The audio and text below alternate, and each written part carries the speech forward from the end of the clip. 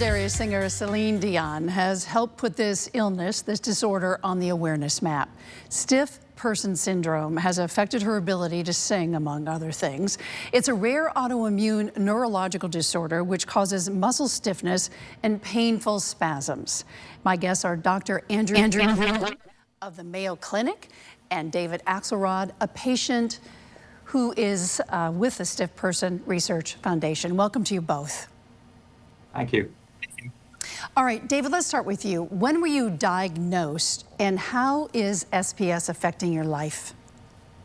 Yeah, I was diagnosed in 2017, and I went undiagnosed for roughly 14 years. And stiff person syndrome causes, basically full body muscle rigidity and spasms and tightness.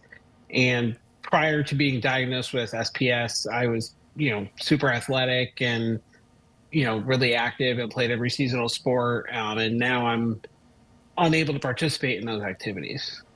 All right, doctor, how was this diagnosed? He went undiagnosed for some time. And what symptoms do most people experience, or they start experiencing? Sure. Well, it can be quite a difficult disorder to diagnose because superficially people complain of things that a lot of people complain of, which is things like low back spasms or stiffness in their legs. So people can present with those things, but specifically with stiff person syndrome, these occur in very discrete attacks that are often triggered by loud sounds or other things that might ordinarily startle us in a very mild way. But for a person with stiff person syndrome, it can really just elevate these sorts of responses to such an extent that they may even fall and injure themselves.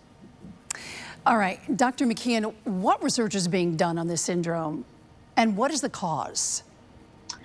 Sure. So for the most part, patients with stiff person syndrome have an autoimmune cause, so their own immune system is causing the problem. And we have several diagnostic tests that we call antibodies that help us diagnose this in the laboratory.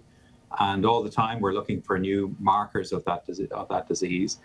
Very rarely it can be caused by genetic mutations as well. And so there's research going into both areas in stiff person syndrome.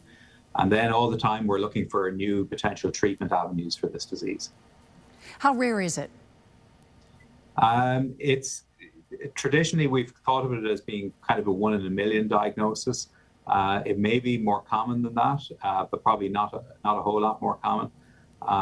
The difficulty with it is sometimes the presentation may be non-classical. So we have some people who will present with maybe just one limb involved or their entire body involved, which is kind of different to how most patients present with just sort of back and lower extremity, leg involvement. So it may be underestimated to some extent.